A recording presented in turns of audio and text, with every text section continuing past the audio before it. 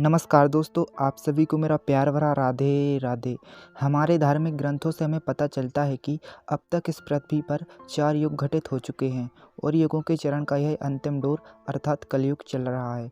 और आप तो सभी जानते ही हैं कि इस कलयुग में भगवान विष्णु अपना अंतिम और अब तक का सर्वश्रेष्ठ अर्थात कल्कि अवतार लेंगे। लेकिन फिर इस अवतार में कौन होंगी उनकी पत्नियां? आज के इस वीडियो में हम इसी बारे में बात करेंगे। वैसे दोस्तों, आपकी जानकारी के लिए बता दें कि वे त्रेता युग में ही अवतार ले चुकी हैं, परंतु अब तक वे भी हम सभी की तरह भगवान कल्कि की प्रतीक्षा कर रही हैं। दक्षिण भारत के एक नगर में रत्नाकर नामक एक माता के भक्त रहते थे। वे अपना ज़्यादातर समय माँ आदिशक्ति की आराधना में ही व्यतीत किया करते थे, परंतु उन्हें एक दुख था। दुर्भाग्य से वे अभी भी संतानहीन थे। लेकिन अब उनकी चिंता समाप्त होने वाली थी, क्योंकि माँ काली, लक्ष्मी और सरस्वती अब उनकी भक्ति से प्रसन्न हो चुकी थीं। अंततः वे तीनों देवियाँ मिलकर भक्त रत्नाकर के स्वप्न में आकर उन्हें इस बात का बुद्ध कराया कि उनके घर एक दिव्य बालिका जन्म लेगी, जिनके भक्तों की असंख्य संख्या होगी और वे भविष्य में एक बहुत ही महत्वपूर्ण भूमिका निभाएंगी। और ऐसा ही हुआ। कुछ समय के बाद रत्नाकर जी के घर पुत्री का जन्म हुआ, जिसका नाम उन्होंने त्रिकुटा रखा। बचपन से ही त्रिकुटा में दिव्य ज्ञान प्राप्त करने की तीव्र इच्छा थी। जल्दी ही उन्हें इस बात का बोध हो गया कि वे दिव्य ज्ञान केवल ध्यान और तपस्या से ही अर्जित कर सकती हैं, लेकिन परिवार में रहकर यह संभव नहीं था। जब यह बात फिर त्रिकुटा ने अपने माता पिता को बताई, वे घर को छोड़कर एकांत स्थान पर जाकर तपस्या करना चाहती हैं, तो वे तैयार हो गए, क्योंकि उन्हें पता था कि उनकी पुत्री कोई साधारण बालिका नहीं है, बल्कि उनमें दिव्य शक्तियाँ समाहित हैं। इसके बाद फिर त्रिकुटा ने अपनी तपस्या प्रारंभ कर दी। एक दिन वहाँ जंगल के रास्ते से माता सीता की खोज में गुजर रहे प्रभु श्री राम पर त्रिकुटा की नज़र पड़ गई। वे तत्काल ही पहचान गईं कि प्रभु श्री राम कोई और नहीं बल्कि भगवान विष्णु के अवतार हैं। वे प्रभु श्री राम के पास गईं, उनके चरणों में पुष्प अर्पित किए। साथ ही उन्होंने उनसे आग्रह किया कि वे उन्हें अपने में समाहित कर लें। इस पर भगवान श्री राम ने कहा कि मैं तुम्हारी तपस्या से अत्यंत ही प्रसन्न हूँ, इसी वजह से मैं तुम्हें वैष्णवी नाम देता हूँ। मगर मैं अभी तुम्हें स्वीकार नहीं कर सकता हूँ, परंतु एक दिन मैं तुम्हारे पास जरूर लौटूंगा और उस समय यदि तुम मुझे पहचान गई तो मैं तुम्हारी इच्छा अवश्य पूर्ण कर दूंगा।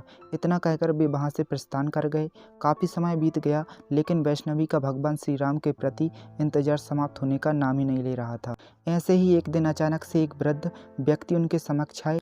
वह वृद्ध पुरुष कहने लगे कि हे देवी, ऐसे एकांत स्थान पर रहना तुम्हारे लिए उचित नहीं है, अतः तुम मेरे साथ चलकर अपना गृहस्थ जीवन बिताओ। यह सुनकर वैष्णवी ने उस वृद्ध व्यक्ति से कहा कि तुम चले जाओ यहाँ से, मैं पहले ही प्रभु की हो चुकी हूँ, वे मुझे स्वीकार करने के लिए आने ही वाले होंगे। तभी उन्हें लगा कि उनसे कुछ गलती हो गई है, लेकिन जब तक बहुत कुछ जान पाती तब तक बहुत देर हो चुकी थी, क्योंकि वह वृद्ध कोई और नहीं बल्कि स्वयं प्रभु श्री राम ही थे। वैष्णवी ने उनसे क्षमा मांगी।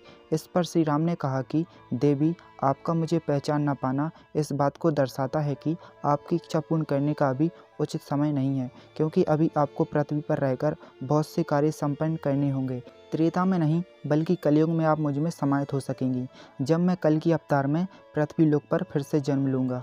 इसके बाद श्री राम ने वैष्णवी को यह आदेश दिया कि वो उत्तर भारत में स्थित त्रिकुटा पर्वत पर जाकर तपस्या करें और वहीं पर अपने भक्तों का कल्याण करें।